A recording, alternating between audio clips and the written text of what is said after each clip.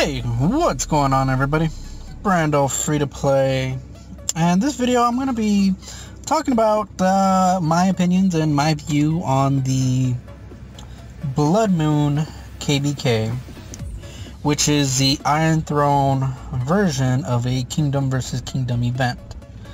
And I'll be talking about a little bit, pretty much how it functions, how things are scored, how things are ranked, how to actually participate, and, you know, general rundown of my opinions on the thought from a free-to-play player's perspective. So, first of all, this is a new event. This is the first time Iron Throne has ever had a KvK, or a Blood Moon event. Essentially, it was 4 kingdoms against each other, right? They had different brackets this time around. If they're going to change it up next time, I'm not sure just yet, right? But for now, it was, at least in my kingdom, it was Kingdom 11, 13, 10, and I believe 9 or something like that, that were against each other. Okay. Now, in order to go into the Blood Moon, you needed a teleport to go into Blood Moon for 4 hours. And as you guys can see, after you use your one free teleport, you have to spend 5,000 gold, which I seriously dislike. Why? I don't understand why I need to spend 5,000 gold to participate in KvK. It makes absolutely no sense to me whatsoever. Alright, so one downside already. You only have one free teleport into KvK, into the Blood Moon Valley. Okay. Next thing is how, once you're in, how do you gain points? Okay, so right out the bat, holding the capital and a sanctuary gives you the most amount of points. Now, by looking at this, I'm assuming it is whoever is leading the capital or the sanctuary that gets the points. Okay, but the individual contribution also applies to the alliance. Okay, you PvP troops killed, your troops killed, or their troops killed, whatever it is, right? You can gather resources, eliminate bloody strongholds, eliminate chaotic strongholds, all of which give you points. Definitely nothing as high as 500,000 points a minute or 100,000 points a minute, but still points nonetheless. You do also get points for killing monsters. Elite monsters give you 5 times the amount. So let's say you hunt a level 1 monster and you kill a level 1 chaotic. Instead of 1,000, you'll get 5,000. I hope that makes sense.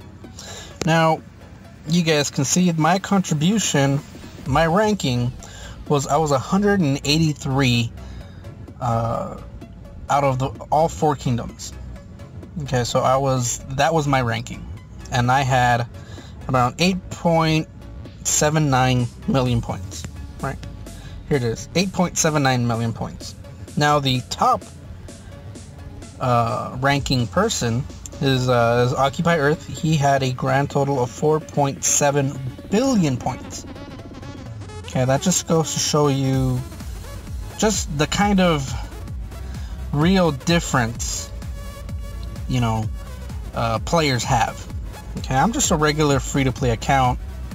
I don't grind this game 24/7. I play when I'm home, when I have some free time. You know, I have fun with it. I don't spend my life savings on it. It's just a time killer for me. Okay, so right out here, my individual contribution was just a tiny speck of the overall picture. So, I mean, I could have not had any participation points and Kingdom 11 still would have won. pretty much because of all of these huge whales just dominating the entire event for the most part. So, and as you can see, only the top 10 actually get any sort of decent reward. I got absolutely no rewards for any sort of ranking, right? Now, when you are in Blood Moon, you do have individual Infernos and solo events and alliance events that give you more, I guess more or less a bit more rewards, a bit more boxes, a bit more gold resources, stuff like that.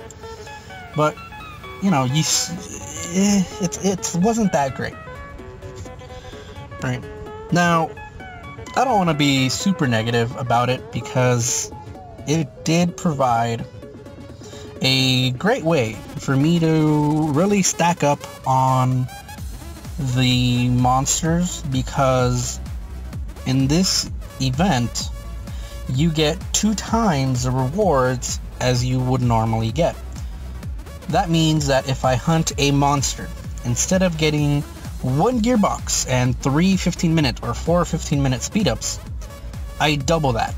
So I not only double the boxes, I double the speed ups, I double the experience.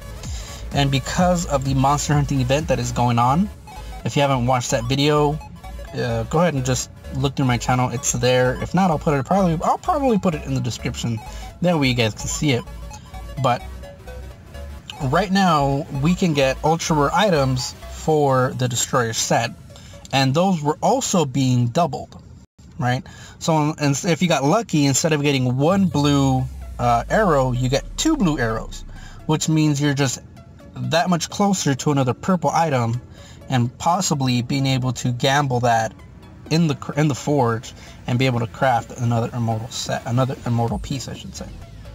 So they did have that going. Same thing applies for the strongholds.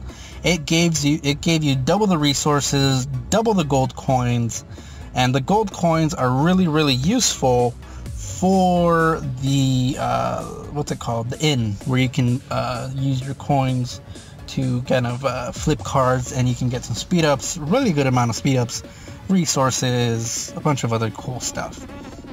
So, you know, that said,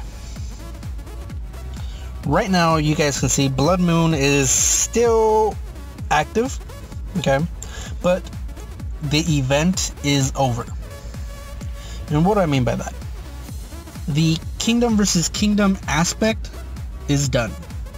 Kingdom 11 has won this bracket.